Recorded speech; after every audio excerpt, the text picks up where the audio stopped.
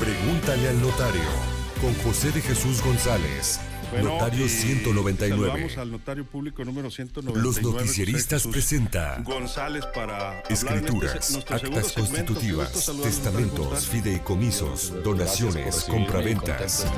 Protege tu patrimonio y el de tu familia. Pregúntale al notario, con José de Jesús González, notario 199.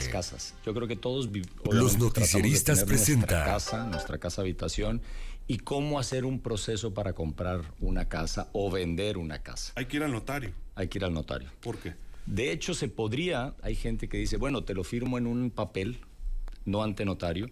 Efectivamente, eso valdría entre las dos partes, pero no tendría valor ante terceros. ¿Eso qué significa? Que no tiene un sustento jurídico y todavía en el registro público, que es donde se reconoce quién es dueño de un inmueble, aparecería nombre del vendedor, ¿sí? Y podría ser embargado y no el nuevo dueño al que le firmó en un papel. Entonces, la idea es que se haga ante notario, porque la ley lo establece, aunque hay un acuerdo de voluntades firmado en un documento privado, por llamarle de una forma, pero para darle publicidad ante terceros es importante que se haga en escritura pública, porque la ley lo dice. Y que se haga una nueva escritura. Y que se haga una nueva escritura, sí. ¿Y qué se necesita para hacer una compraventa o para comprar? Mira, lo primero, obviamente, es ser dueño, ser posesionario, tener una escritura, un título de propiedad que lo justifique. De ahí se necesita tramitar un certificado de libertad de gravámenes para saber si tiene un gravamen, una hipoteca o no. De esa forma también buscar un certificado de solvencia fiscal, que es no deberle a las autoridades ningún impuesto respecto del inmueble.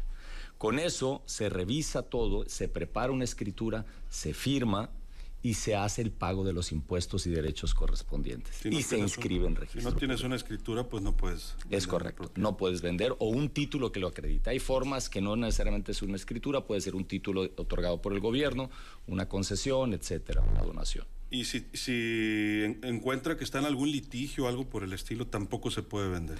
Sí podría venderse, tendría que revisarse cómo es el litigio, se puede transmitir reconociendo que hay un proceso, hay un conflicto también, pero obviamente pues es más conveniente para un comprador siempre tener una adquisición de una propiedad sin ningún gravamen o ninguna carga, como le llamamos, ¿no? ¿Y se puede comprar de contado, a crédito? Sí, es ¿hasta correcto. dónde? ¿Cómo? ¿Ustedes también verifican eso? Nosotros cuando las partes se ponen de acuerdo y establecen que van a comprar y vender una propiedad, ellos determinan el precio de la operación, y en base a eso se determina también cómo se va a pagar. Ahora la ley nos limita ciertas cosas.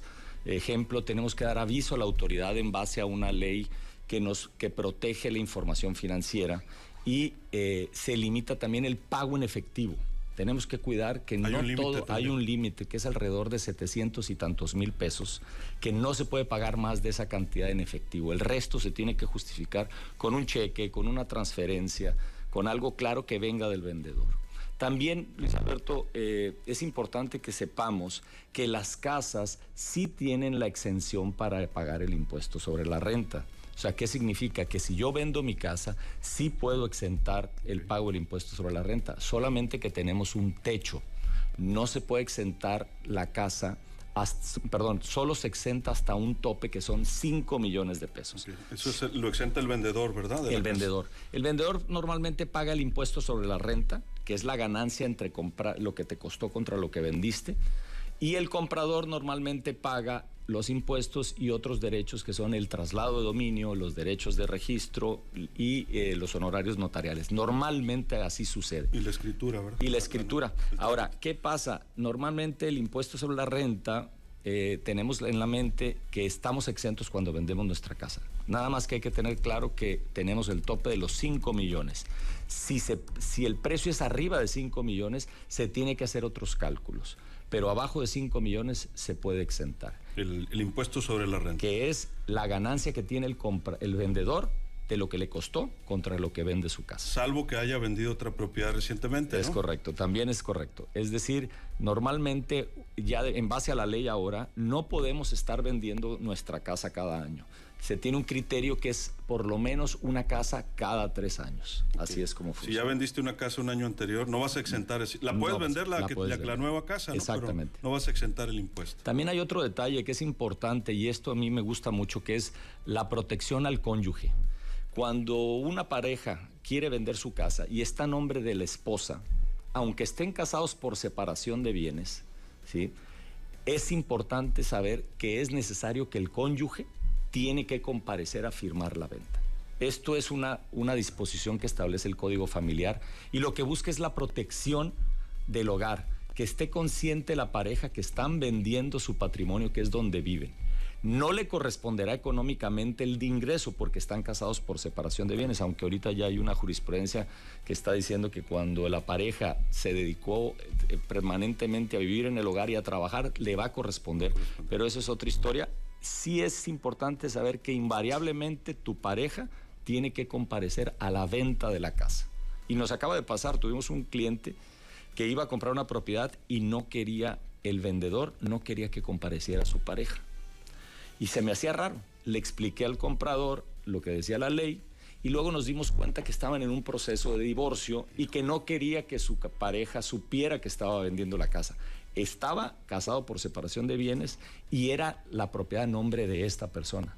Y nos dimos cuenta de la razón. Sí, porque iba a entrar también a la negociación de su juicio de divorcio. Es correcto, exactamente. Tremendo. Pero tiene que ir, ¿no? Invariablemente, y esto protege a la persona que no es la dueña de la propiedad en la relación conyugal. Aparte del ISR, ¿se pagan otros impuestos? Sí. Inclusive hay un ISR, que luego lo platicaremos en otro caso, pero también está el ISR por adquisición, que es cuando quien compra está comprando tan barato una propiedad que puede tener una ganancia de lo que el gobierno dice que vale su propiedad contra lo que está comprando y te cobra el gobierno una cantidad por esa ganancia. Existe otro impuesto que es el impuesto sobre adquisición de inmuebles, que eso es el 2.2% del valor de la casa. Existe un derecho que se llama inscripción en el registro público, que es el 0.83% del valor de la operación. Eso normalmente lo paga el comprador. Okay. Por eso es muy importante siempre llevar toda la documentación a tu notario de confianza. Es importante siempre consultar a tu notario para que él sea quien te asesore en estos temas. ¿Y cómo se tabula el cobro que hace el notario? Sí. ¿Cómo sabemos cuánto nos va a cobrar? ¿Depende de la operación también? Sí. Existe en la ley del notariado un arancel del notario. Esto lo promulgó, lo emitió y lo aprobó el Congreso del Estado. Entonces, en ese tabulador se encuentra el proceso de cómo determinar cuánto se debe, cuánto es lo que tiene que pagarse por la adquisición de una propiedad, como por otros servicios del notario. Qué bueno que me preguntas porque siempre es importante que sepan los clientes cómo se le debe de cobrar. Y los notarios tenemos que ser muy claros en explicarles el arancel del notario. Y que no todo lo que se paga en la notaría es para el notario, ¿no? Sí, eso nos sucede mucho. Es parte de la operación y habríamos que calcularlo cuando compramos o vendemos. Yo te puedo decir que de entrada, normalmente en una compraventa de una propiedad, el 3% del valor de la operación son impuestos y derechos que paga el comprador. Y el resto, que es una cantidad mucho menor obviamente, son los honorarios del notario. Pero sí es importante que el cliente y que las personas que nos están escuchando les quede claro que la gran mayoría de lo que paga son impuestos y derechos por la compra de una propiedad. Eso es importante. Y lo otro sería, ¿ustedes revisan también que la propiedad esté al corriente con obligaciones de municipio, por ejemplo? Sí, mira, la obligación mínima que tenemos es verificar si tiene un gravamen o no, es decir, si está hipotecado, si debe algo, el inmueble y lo está otorgando en garantía. Pero a la vez también verificamos en el municipio si tiene algún adeudo predial. Sí.